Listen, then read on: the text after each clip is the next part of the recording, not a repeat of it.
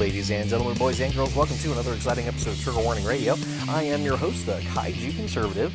So, a little bit of news coming out of Broward County that you may or may not have picked up on with all the drama going on down there with the Democrat voter fraud and their attempt to steal the three elections, actually, from Republican candidates that had already won them. But it seems that Parkland school shooter, the man who shot up Marjory Stoneman Douglas High School, killed a whole bunch of innocent kids and teachers, Nikolas Cruz, he is registered to vote in Broward County. Yeah, this is apparently he was registered as part of a voter drive in the Broward County jail system by Sheriff Israel down there, which right there, coward of Broward strikes again, I guess. But yeah, no, Nikolas Cruz, his voter information was posted online for the world to see. And in fact, Andrew Pollack,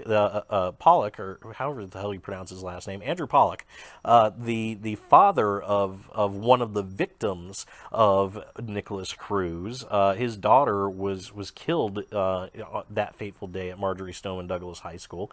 But he actually found Nikolas Cruz's voter info, and he posted a screenshot before it was taken down off of the website. So Nikolas Cruz, you go into his timeline and see the tweet. But yeah, Nikolas Cruz is right there, registered to vote.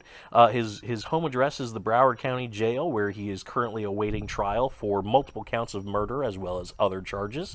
And his voter affiliation is the Republican Party, strangely enough, which a couple of things here. I mean, Andrew Pollack was very, very pissed off about this whole thing, which, understandably so. The monster that gunned down your daughter, your child, is having his rights protected by the Broward County Sheriff, when the Broward County Sheriff refused to protect his daughter, flat out refused to protect his daughter. We know Sheriff Scott Peterson, he refused to go into the building and confront the shooter. Could potentially have saved Andrew Pollack's daughter, but he didn't even bother doing that, and the other sheriffs that responded didn't go into the building at all either. So it's very understandable that he would be pissed off that Sheriff Israel is making sure that the murderer of Mr. Pollack's daughter is able to exercise his voting rights when his daughter cannot exercise her voting rights because she was brutally murdered.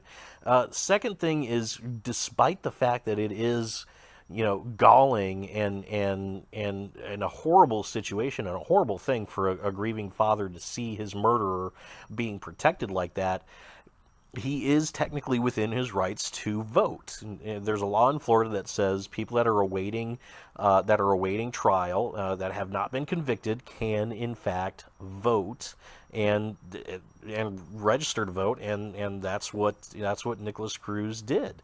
We're not sure if he actually did vote. We do know he's registered, but I wouldn't be surprised if he actually was given an absentee ballot and sent it in there, because the Democrats in Broward County, they need every vote they can get.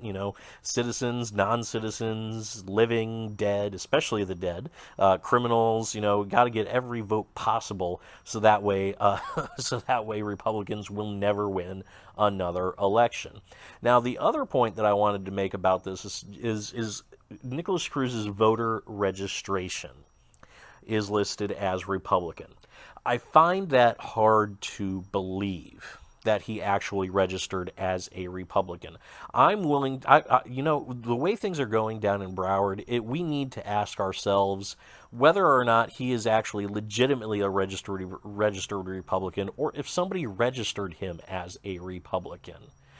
Criminals, people that are locked up in prison, they tend to skew Democrat a lot of times, and young people especially tend to skew Democrat. Not saying that it's not possible that Nikolas Cruz did actually register as a Republican, but I find it extremely unlikely. So I would be interested to know, whether or not his ballot was or whether or not his information was filled out by him, or whether if it was filled out by somebody else later, or whether it was entered into the system incorrectly. Either one of those items is a bad situation for Broward County and would be totally predictable given the history of Brenda Snipes and the elections officials down in that county as well.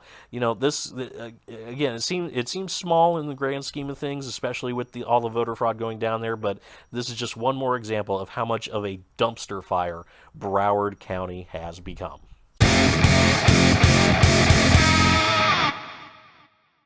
Hey guys, thanks so much for listening. Let me know what you think about all this in the comment section below. As always, if you liked what you heard, leave a like and subscribe to my channel. Both those things help me out quite a bit, and I will see you all next time.